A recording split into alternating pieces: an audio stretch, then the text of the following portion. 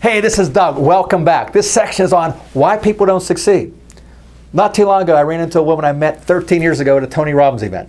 And this woman made me think about a few things, because when I first met her, she was so into the personal growth field, so into learning things, doing things, taking actions to make her life better. And yet, when I ran into her 13 years later, her life was pretty much the same as it was 13 years ago. Her external world had not changed at all. She's had a worse job than she had before. She still wasn't in a relationship. She didn't have any successful relationships in the meantime.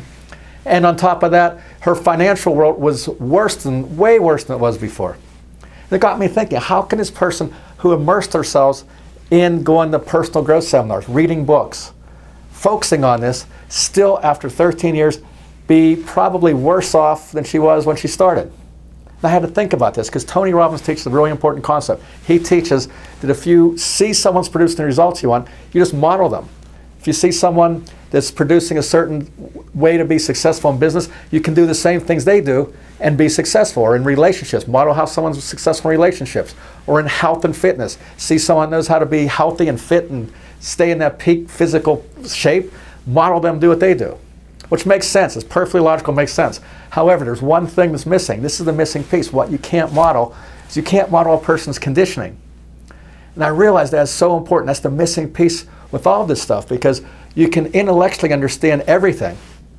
And if you go out in the world with this intellectual understanding and you still are triggered from an emotional place, triggered to react certain ways from your conditioning, you're going to stay where you were. You're not going to move forward. You're not going to take the actions to succeed.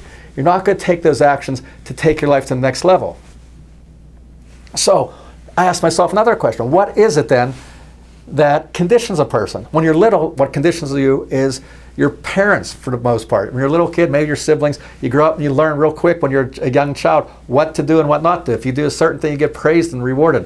You do other things, you get yelled at. So your parents are the ones that are conditioning their pain and pleasure reactions growing up. Then you get a little bit older, and then your friends become the most important source of your conditioning. Then you go to college, and it becomes, you get a job, and you have an environment where you have a work environment where maybe the people in your work environment sort of hang out together, and you sort of start acting like each other and doing the same things with each other. And you also have your home environment. And pretty soon, before you know it, you might be 30, 35, 40 years old, and you're living in this place of conditioning that in large part was determined by the people that you surrounded yourself with. So how you switch that, the way to go from where you're at now to where you want to be, you have to model the strategies, you have to model the mindset, you have to model the implementation systems, and the fastest way to get to where you want to go is surround yourself with people that are going to help condition you so your actions that make you successful to go to that next level are automatic. Just like sometimes bad habits are automatic, you can create good habits that are automatic.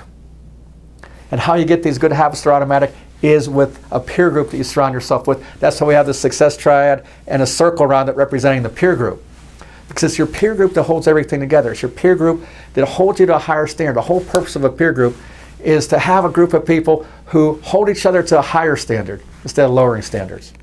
We raise each other's standards, not lower them. That's why I created my Destiny Partnership Mastermind group, peer group, because it's a group of people. We travel around the world. We go through all the content I teach. I help them take their lives to a different level with the content I teach. And they are the most high standard people you can imagine on a personal level, a business level, and a friendship and a family level. We reach the point where after we spend all this time together, we really become a family, and we are there for each other in the great sense. We don't let each other tell stories. We don't let each other create these blame models where we say, you know what, I didn't do this and I couldn't do it because I was tired out and blah, blah, blah, blah, blah. We just have this thing in our Destiny Partnership group where we say, blah, blah, blah, story, story, story. Okay, what do we got to do now to get the things taken care of?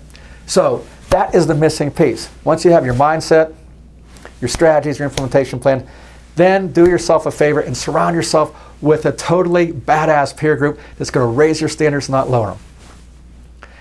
Okay, thank you for watching this. Come back next video. I will tell you one more thing that's very important before we go. It is why we do everything we do. Our group, why my Destiny Partnership group, start this magazine, why we're doing this for you, and what you're going to get out of it, and the whole purpose behind everything. So, again, this is Doug. I look forward to talking to you in the next video. Bye.